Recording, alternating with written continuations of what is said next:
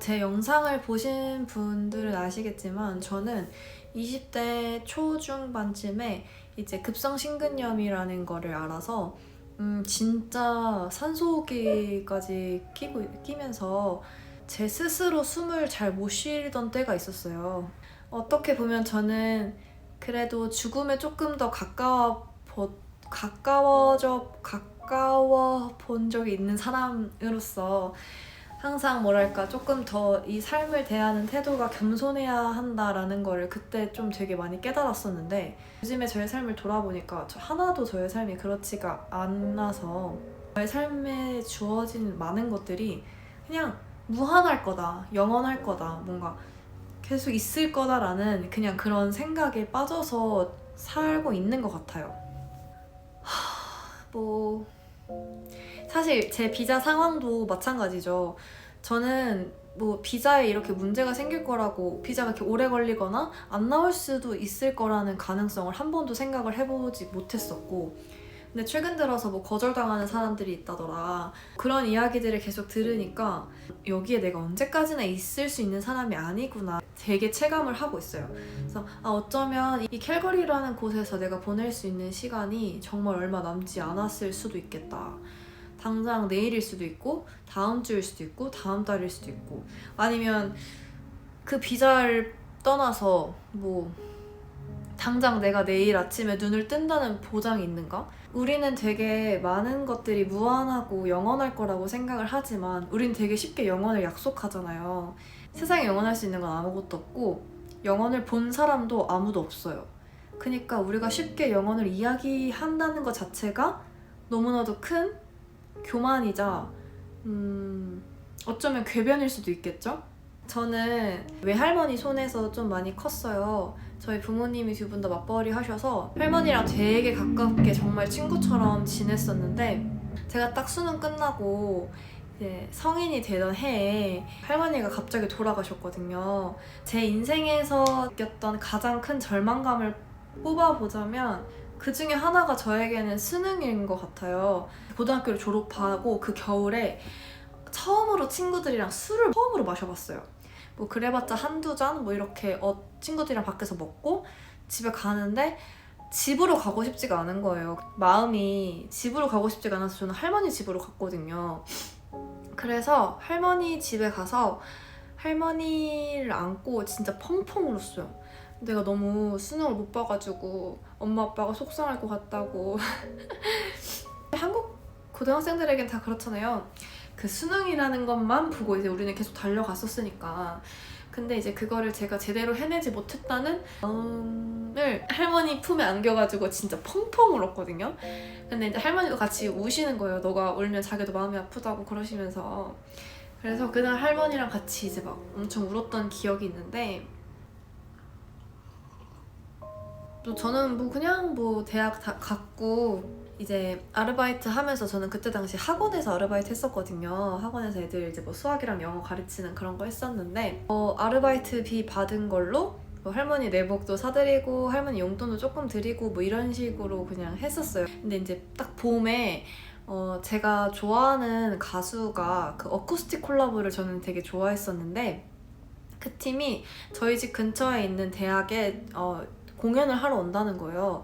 그래서 그날이 제가 들어갔던 동아리에 이제 개강총회를 하는 날이었는데, 저는 선배들한테 못 간다고 이제 전화를 돌리고 있었어요. 학교 끝나고 지하철역에서. 근데 이제 그때 당시에 제 핸드폰에 부재중이 저희 할머니가 찍혀 있었어요. 할머니가 한 이틀에 한 번꼴로 저에게 항상 전화를 하셨거든요. 개강총회를 못 가는 상황이니까 선배들한테 먼저 문자를 해야 되는 상황이었어가지고 할머니의 부재중 전화에 다시 전화를 걸지 못했었던 거죠. 그리고 나서 제가 좋아하는 그 가수 공연을 이제 그 대학에서 보고 집으로 이렇게 걸어오고 있었는데, 그 걸어오는 길목 쪽에 저희 할머니 집이 있었어요. 근데 그 할머니네 아파트 단지에서 응급차가 이렇게 막 가는데 갑자기 뭔가 기분이 너무 쎄한 거예요. 그래서 바로 엄마한테 전화를 했는데 엄마가 전화를 안 받아요. 그래서 바로 아빠한테 했더니 아빠가 전화를 받아서 할머니가 쓰러지셔가지고 지금 병원에 가고 있다 하시는 거예요. 그러니까 제가 본 그 구급차가 저희 할머니가 타고 있던 차죠. 저희 부모님이랑 저희 할머니가 일단 아빠가 집에 가 있어라 해가지고 집으로 바로 가서 계속 연락을 기다리는데, 기다리다가 지쳐서 잠이 들었는데 제 꿈에서 할머니 괜찮다고 이렇게 하면서 아 괜찮으시구나 이러고 딱 깼어요. 딱 깼는데 전화를 했는데 할머니가 돌아가셨다는 거예요 그때. 그래서 이제 뭐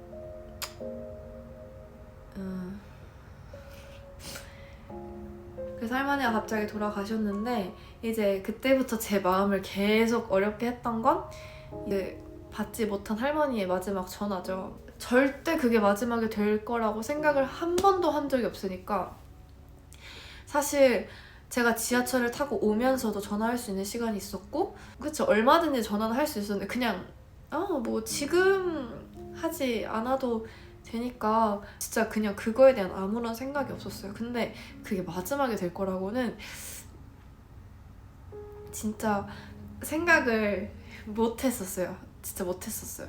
저희 가족이 이제 물건을 정리를 하러 갔는데, 뭐 제가 사드렸던 내복도 뜯지도 않고 그대로 갖고 계셨고, 제가 드렸던 작은 용돈도 전기장판 밑에 숨겨두시고, 할머니가 돌아가시기 한 이틀 전인가 제가 아르바이트 가기 전에 할머니 댁에 들려서, 저 할머니가 쌀과자랑 포도를 좋아하셔가지고 그거를 사서 할머니 집에 갔는데 할머니가 안 계셨어요.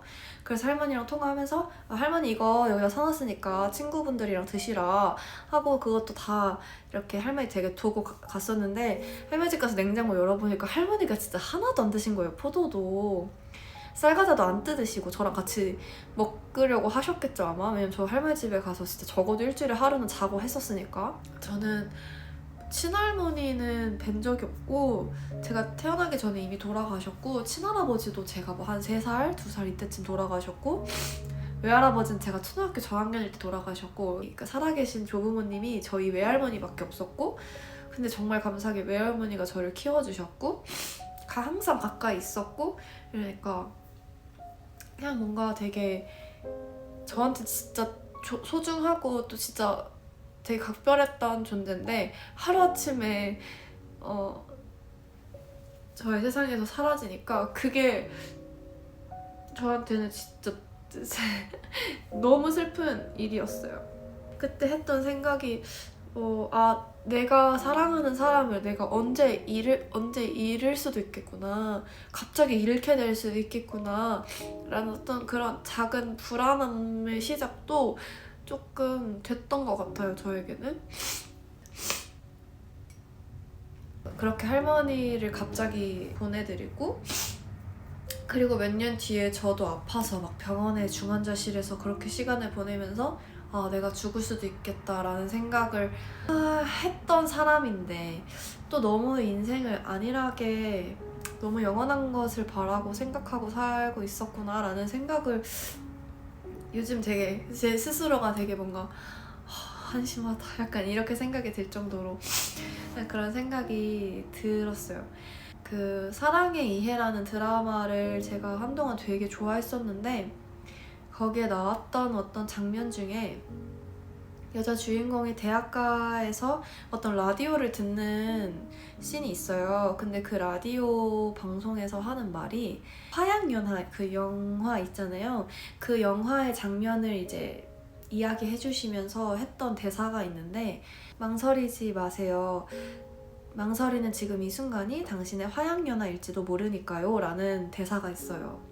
사실 우리가 귀찮다는 이유로, 또 다음이라는 이유로, 내일이라는 이유로, 뭐 그냥 조금 있다가라는 이유로 계속 무언가를 미루기도 하고, 또 그냥 망설이기도 하고 지나쳐버리기도 하고, 우리의 인생이 진짜 유한하다는 거를, 우리가 지금 굉장히 유한한 시간 속에 살고 있다는 것을 인지를 한다면 우리가 결코 그냥 지나칠 수 있는 건 아무것도 없을 거예요. 최근 들어서 이런 생각을 다시 하기 시작하면서 가장 후회가 됐던 순간이 뭐냐면, 우리가 시간이 지나면 할 수 없는 것들 있잖아요. 그때가 아니면 하지 못하는 것들이 있어요. 그때 당시에는 모르지만 시간이 지나서야 그 진정한 가치를 깨닫게 될 수밖에 없는 존재인 것 같아요. 어떠한 일에서든, 그게 관계든 일이든 뭐 성공이든 뭐 어떠한 것에서든 어느 정도의 밀당도 필요하다고 하고 나의 것을 다 보여주면 안 된다고도 하고 나의 패를 다 까서는 안 된다고도 하고 그런 말들이 세상에 진짜 많잖아요.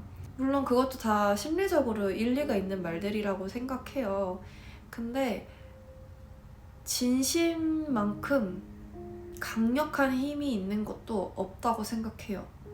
얼마 전 영상에서도 제가 이야기했지만 캘거리라는 곳이 저에게는 조금, 전 늘 얘기해요. 캘거리가 저에게 광야 같은 곳이거든요.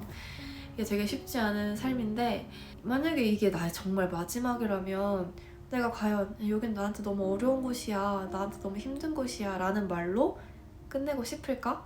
그래서 내가 정말 언제가 될지 모르는데, 당장 내일일지도 모르는데 나의 삶을, 나의 이곳에서의 삶을 정말 만끽해야겠다, 온전히 사랑해야겠다 라는 생각을 합니다.